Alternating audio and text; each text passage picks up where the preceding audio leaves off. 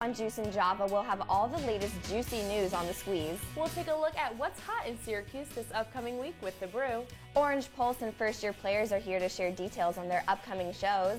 Juice and Java starts right now.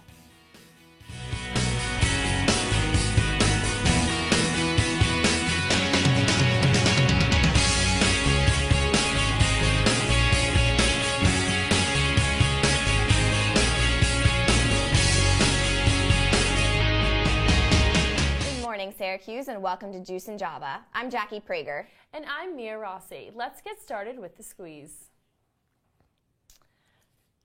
Breaking news right now in our station, an Amtrak train that was en route to Savannah, Georgia from New York has derailed south of Philadelphia, leaving 2 dead and at least 1 severely injured. The train struck a backhoe, causing the engine to fail. The southbound train had 341 passengers and 7 crew on board. All services between New York City and Philadelphia are suspended. Well, unfortunately, we're very sorry to hear about that news this morning, but in some lighter news, we're going to talk about Syracuse University alumni Joe Biden, who visited Houston this weekend to watch the NCAA Final Four tournament. Last night, he cheered on the Syracuse Orange in their game against North Carolina. Biden is also an alumna of Villanova University, who played the Oklahoma Sooners last night. Joe Biden and his wife Jill promoted the It's On Us campaign at the tournament. So I think that some of the students who were cheering on Syracuse actually got to see Biden last night, which is very exciting. I saw that the Syracuse baton twirler, she actually got a picture with him and said that she was just waving and he came over and asked personally to take a picture with her. So that's really exciting that the students could interact and actually get to see him and meet him. I think it's so great that he has kept up this relationship, with the university, coming here in the fall to speak, like we said, about the It's On Us campaign, and then continuing to show support. I saw this video circulating on Facebook of him showing his support. So I think it's really great that we have a figure who's so involved still in the university. And he's now teaming up, I know, with Lady Gaga, too, to keep going with his campaign for It's On Us about sexual assault, and especially promoting it on campuses. And I think, just being able to be in the public eye so much. And in the pop culture eye specifically, which connects so well with college students. Right. Well, it's great that he's so much in his cause. But on other news, we're going to talk about another candidate, Hillary Clinton. The Democratic presidential candidate visited Syracuse on Friday, and she started off her day at the regional market, where she promised to fight for equal pay for women, making college more affordable and creating working-class jobs in upstate New York. She also talked about her plan to make college tuition debt-free for working and middle-class families. Before leaving, Clinton admitted that she was rooting for Syracuse and stopped by Varsity Pizza to pose for photos and to sign basketballs. So I didn't go to Varsity specifically to see Clinton, but I was walking sort of by the area and was there just as she was getting in her car. So I was able to get some pictures of her, which is exciting. From afar, I know that it was crazy down there. Everyone was trying to take pictures. I know some people didn't even know she was coming, and they were just shocked by the fact that they just bumped into her and got a picture. Well, I had heard I guess she came Friday, so I had heard on Thursday night that she was coming. People had plans to go, but I didn't really think that she would make it to campus. And then I saw her, I was like, wow, this is really cool. And, I'm all about sort of celebrity, I guess, sightings or, public eye sightings. So it was exciting. And with such a big campaign, I'm sure it's great to promote and be on campus, especially to get college students to register and promoting getting them signed up so they can take part, especially in the primaries coming up on April 19th. Yeah, and I know, for me, this is my first presidential election that I'll be able to vote in, so it's an exciting time to be able to, get involved in politics. It's a big one. Well, in other news, 5 members of the U.S. women's national soccer team have filed wage discrimination action against the U.S. Soccer Federation. With the Equality Employment Opportunity Omission cited that the women's team generated nearly $20 million more in revenue than the men's team in 2015. However, the women are paid a quarter of what the men make. The EEOC will conduct an investigation to determine if the women deserve more compensation. The U.S. Soccer Federation issued a statement saying that they were disappointed about the filings and that they are committed and engaged in negotiating a new collective bargaining agreement. So what do you think about this? I don't know. I think that especially with the women's team doing so well, I mean, they won the last World Cup, and they're a huge part of the sport. And I think that it's really unfair that they're not being paid at least to the same degree as the men's for a team that's doing so well and representing our country and really bringing us. I know they're going to the Olympics in Rio, and they're training for it, and I think that they should be compensated for their efforts. I also think it's great that, workers and, they're athletes, but this is their job in the public eye are doing something like this because it shows how it's a problem across all fields of employment. And I think that this, if they go through with this, it could really be sort of a turning point in women's wage equality everywhere. And I know it's going to be a very long process, but it's good to at least bring it up to the public eye, and hopefully they get what they deserve. And other news, Taylor Swift is rapping Jumpman on a treadmill before falling off of it in a new advertisement for Apple Music. Earlier this week, Swift wrote an open letter to the CEO of Apple asking the company to pay artists proper compensation during the 3-month free trial of streaming service. In response, Apple has announced it will pay the artists. Last summer, Swift barred the streaming service from playing her album 1989.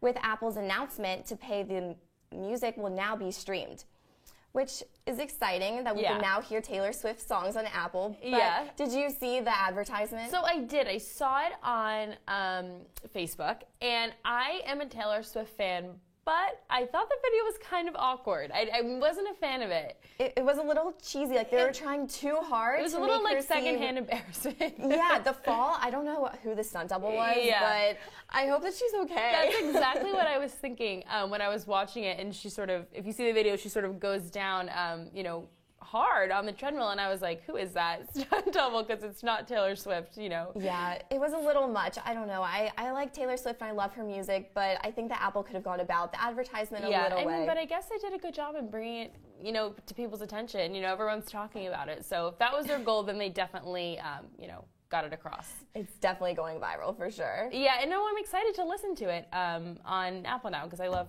1989 and all of Taylor Swift's music. Yeah. Well, in another music artist news event, we're talking about Beyonce, who launched a 200-piece clothing line with British businessman and Topshop owner Sir Philip Green. The line is named after her daughter Blue Ivy, and it's being called Ivy Park.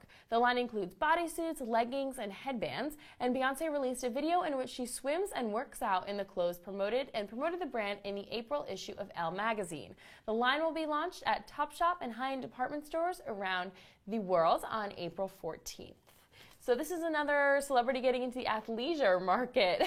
I'm really excited because it's Beyonce who doesn't love her clothes, and I'm sure it's going to be successful just because it has her name on it first off. Exactly. Everything that Beyonce does, I think, is gold. Successful. She just touches it. And she could make a line of pencils and people would buy them for $20. But I think it's really sweet that especially she named the company one after her daughter, but also I know that her and Jay-Z have some significance to the number 14. Okay, yeah, which is the date that it's debuting, Yeah, and also the Roman numerals, and so I think that she put a lot of thought into it, which is really nice, and I'm sure the clothing line is going to be great material too, especially since it's high-end. Yeah, and this is sort of like Kate Hudson has that Fabletics athleisure line, so it's just sort of another celebrity getting into it, so I'll be interested to see how it the look sort of compared to those of like Fabletics and Athleta and those other ones. Well, some people who might need this workout clothes is the people from the findings of the Lancet State that say that obesity trends continue the way they are. 18% of men and 21% of women will be obese by 2025. The paper compared body mass index trends from 1975 to 2014 in 200 countries. Unfortunately, the study does say that there is zero chance to stop the rise of obesity in the United States, which I think is a massive statement to say that there is zero chance of change. And I don't know about that. What I was saying, or what I'm thinking, is that anybody has the chance to get healthier. There's always going to be people, obese and overweight, but everyone, especially with all these fitness crazes and diets and places to work out, new athleisure clothes, everyone has the chance to get healthy. It's just getting started. So, you know, the study does seem grim and, you know, is a generalization, but I'm not too sold on it, even though it is science. I think even just bringing light onto the topic and awareness and getting people to acknowledge the fact that there is an issue, hopefully that'll encourage them to get out there and start doing and eating right. And I mean, this study is scary, but it could scare some people in a good way, meaning they will take that step to, you know, lose weight or get healthier. Hopefully. Let's hope so. Yeah. But after the break, Mia will be filling us in on what is hot in Syracuse right now. Stay with us. Here's your check.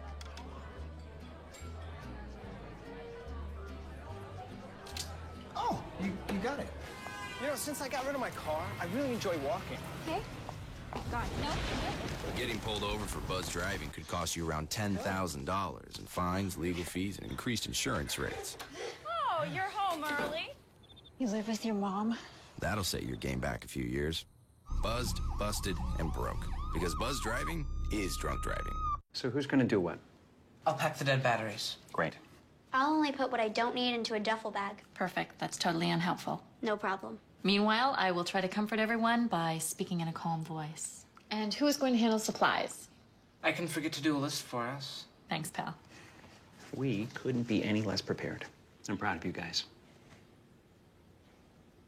Talk to your kids about who to call, where to meet, what to pack. Search Ready Kids at nyc.gov or call 311.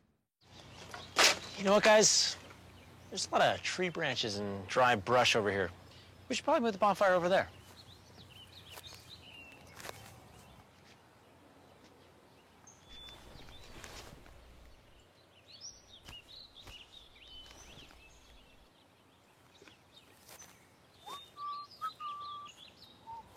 I'm guessing Smokey liked that idea.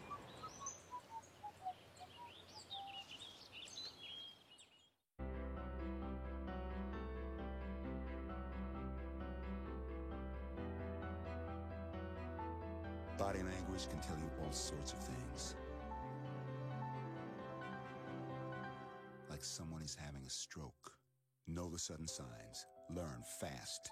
Face drooping, arm weakness, speech difficulty. Time to call 911 and get them to a hospital immediately. Learn the body language and spot a stroke fast. Juice and Java is brewing some hot things in Syracuse right now. Indeed they are. In fact, Nike is coming to campus, and there are so many other things happening this week. Spring has sprung and summer is right around the corner. Syracuse is coming alive with a lot of fun events in the month of April. This week, there are many local events that you can attend. To start off the week, there's a free boot camp fitness class from 5:15 to 6 at Flanagan Fitness Studio. The event is free for everyone and is being offered by Healthy Monday Syracuse in partnership with Recreation Services. And then on April 5th, the Vice President of Nike Global, Byron Merritt, will be coming to campus to talk to the architecture department, but it is free for anyone who wants to attend. Merritt oversees the design, development, and creation of all Nike's digital experiences. The event will be taking place in Slocum Auditorium. And to celebrate National Poetry Month, there will be a Cruel April poetry reading with Jane Springer and Caitlin Vance. It will be taking place at the Point of Contact Gallery on April 7th from 6 to 8 p.m. and is free to the public. Carlos Santana, the Grammy Award-winning musician, will be at Turning Stone April 7th and 8th for the Lumosity Tour. Tickets range from $55 to $66 and can be found on Ticketmaster.com.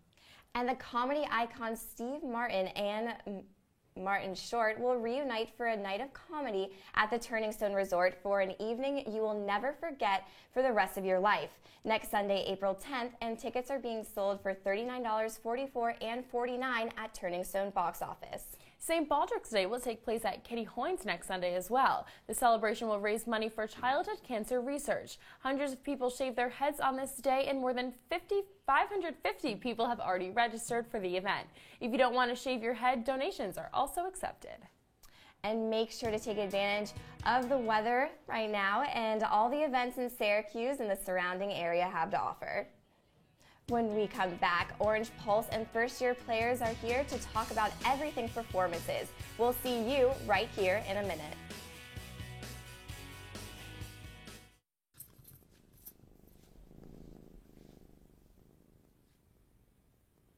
There's a shelter pet who wants to meet you. Meet one today.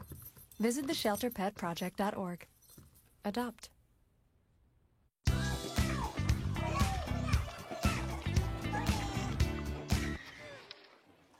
Looks like it's done.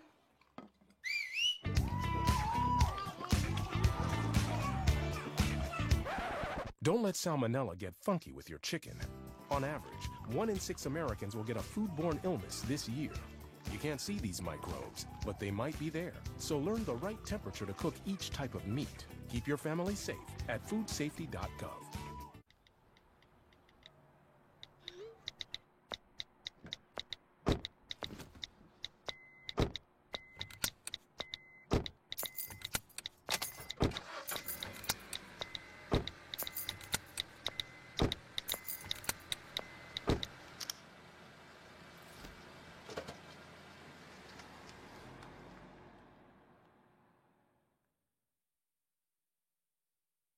Three, 2, 1.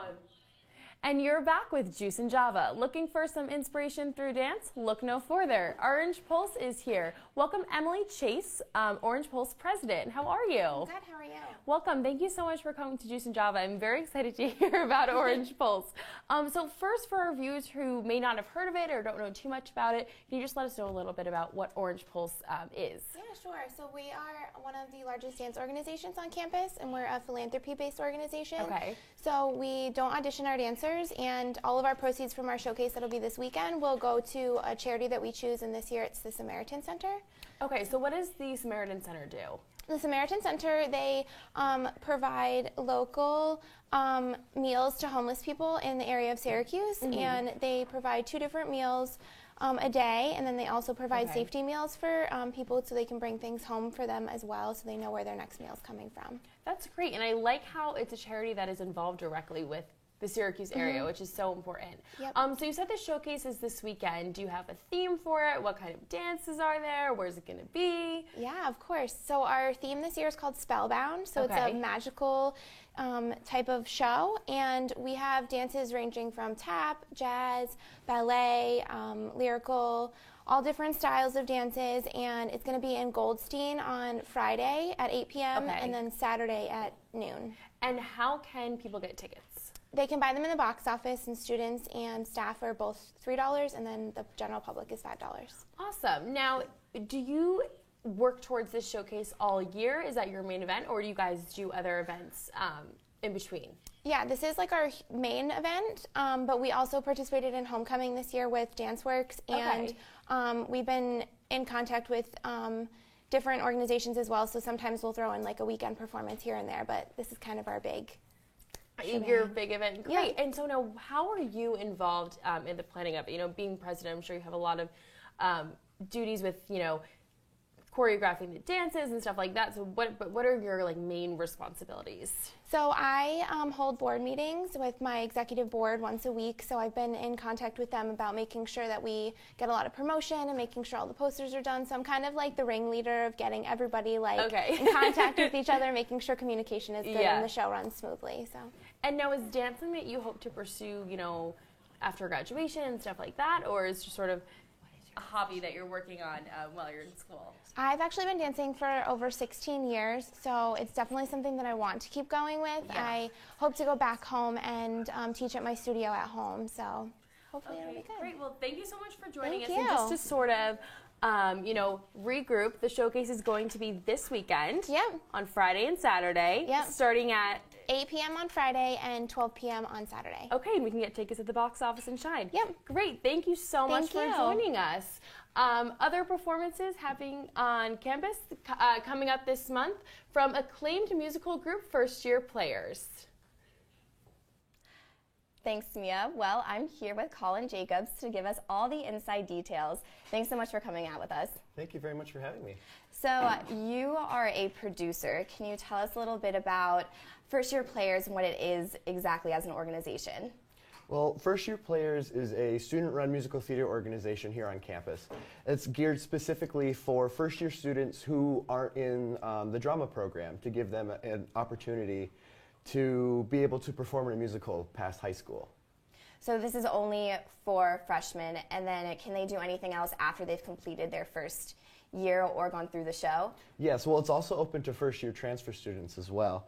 And after their first year or after their show year, they have the chance to join staff, which is everything that you can imagine that goes into a musical, including the directing team, the music team, the art team, building the sets, and getting all the costumes done. We have a finance team that helps with the fundraising. We have a PR team that helps us get the message out across campus about the show. So there's plenty of opportunities. That sounds incredible. They can really do a lot with the organization. So what this year is your show going to be?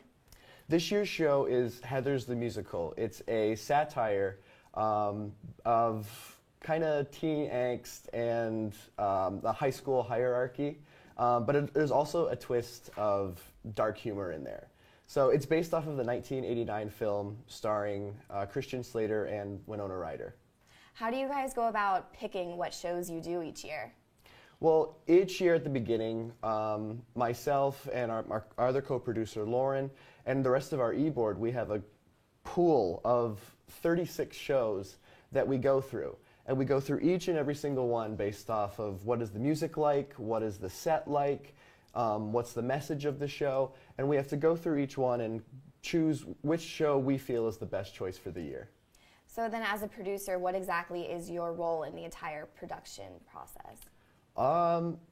It's sort of like the head of the organization, like the face of the organization, and it's kind of making sure that everything is on track and where it's supposed to be as we get through the planning of the show, and then when we have our first years that are performing in the show, making sure that we're on time with scheduling and making sure everything gets done in a timely manner and in the way that it should be. So you have a lot of responsibilities to do. Oh, yeah.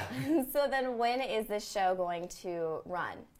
The show runs Thursday, April 14th to Saturday, April 16th. Tickets are available in the Shine box office right now. They're $4 for if you have a student ID and $7 for the rest of the public. Great, so definitely we'll be looking forward to seeing that. Is there any way to follow you guys on social media as well? Absolutely. We have a Facebook page that first year players that you can follow. You can follow us on Twitter at FYP Syracuse, on Instagram at FYP Syracuse as well. Great. Well, thank you so much for coming in. I know we're going to be really looking forward to seeing the show. And after the break, Drew Carter will be here to talk about last night's devastating loss and how the women will fare in tonight's game. Stay with us. I just moved in with his family, and it's embarrassing. The little one, he likes to go outside and crawl around in the giant litter box. I don't know what he's doing. I mean, I was born, and I knew how to use the litter box. Look at that. That's disgusting. Oh, poop already. You're making me nervous.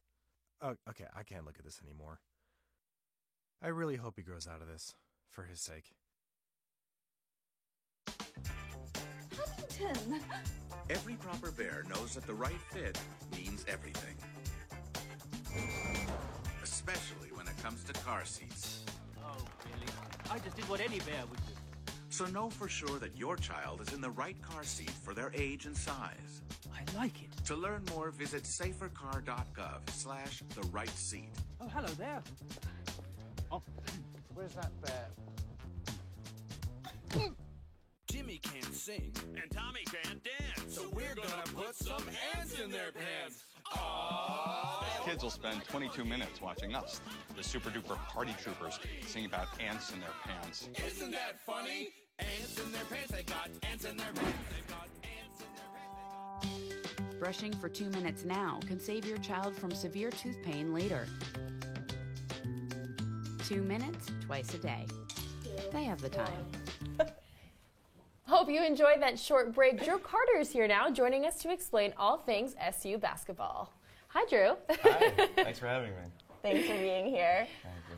All right, so let's get straight to the point. What happened last night? Well, guys, I know you said the loss was devastating before the break, but I really don't think you can say that because the fact that Syracuse was in the Final Four at all is incredible. What a ride for the Orange. And, you know, against UNC, you really can't complain because the Tar Heels are probably the best team in the country right now. They know the zone too well. You know, they didn't even hit a three-pointer in the first half, and they were still up 11 as they headed in the locker rooms.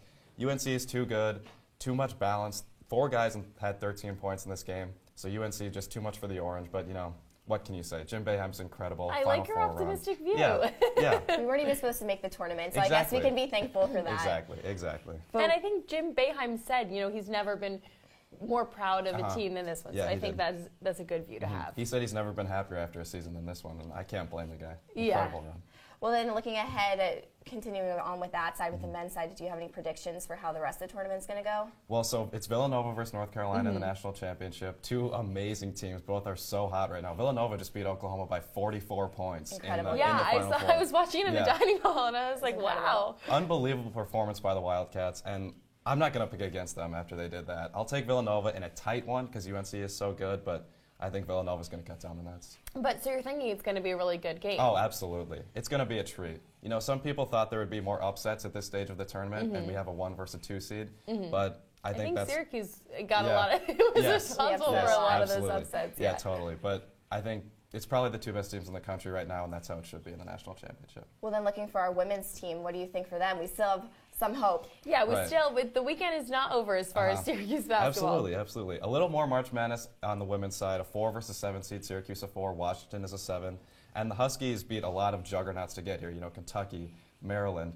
So it's a shock that they're in this position. And Syracuse beat South Carolina, which was a shock as well.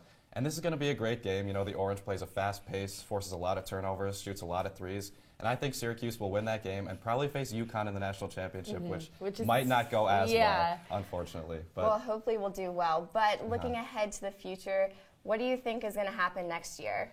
For the Syracuse men, I think the future is very bright, and most people agree with me. I think expectations are really high for this team next year. A couple of really blue-chip recruits coming in. We got Tyus Battle, a 5-star guard, Matthew Moyer, a 4-star forward, plus Pascal Chukwu, 7'2", transferring over from Providence. Yeah, 7'2". You'll definitely won't miss him on campus. He's going to be anchoring the middle of that zone. So much length on the floor for Syracuse. It's going to be big time for the Orange, and I think Jim Boeheim has a lot to look forward to next season. So a lot of optimism for Syracuse men's basketball. I like that. Well, you just mentioned Boeheim, so are we for sure that he's going to be here? I can't say anything. I think he will be, but don't ask him because he gets very upset whenever you ask him that question. Last night he says, "Why you guys always ask me that?" Because he's obviously not going to answer in the post-game press conference. Well, on the one hand, I'm like, he had this great season. Would he just want to go out on that? But then I'm like, he had this great season. Doesn't he want to keep it going? Right. Yeah. It is difficult, and he'll have a tough decision ahead of him. But I think there's nothing else he loves in life as much as Syracuse basketball. So and he did promise us that he would stay for another 2 seasons. So I really hope he keeps his promise. Yeah, me too. He's kind of like a staple of the basketball program, so it would definitely be a big transition for someone else to come in. I want to be back here talking about another Final Four. Yeah, good. Yeah. We're maybe back talking about the national championship. Oh, maybe. We'll see. Well, Drew, thank you so much for that update. And now we can hope that we all just pull a win tonight. We'll just wait and see. But I don't know if you both are aware, but apparently Drake was wrong when he said that Stephen Curry was the only Chef Curry in the house. Yes, I did hear about that as well. In fact, Steph Curry's wife, Ayesha, will be the next Food Network star, according to Forbes.com. Well, on Thursday it was announced that the 27-year-old mother of 2 will be hosting a show called At Home with Ayesha, set to air in the fall. So are you a Steph Curry fan? I love him. He's fantastic. Too. This is great news. I'm so happy. I think it'll definitely be a good show. And I wonder if he'll make any appearances on it. I'm hoping. Sure. Absolutely. Yeah. So will Riley. Yes, I love following Steph Curry on Instagram for his posts of, his kids, and he's always with his wife. They're high school sweethearts. They've known each other since they were 15, I think. So it's fun. It'll be a fun show to watch. I'm sure we'll be looking forward to it. Exactly. Well, we want to thank you for joining us for this week's episode of Juice and Java. Make sure to give us a like on Facebook and that double tap on Instagram. We'll see you next week. For Juice and Java and everyone else here, I'm Jackie Prager. And I'm Mia Rossi. Have a great week, Syracuse.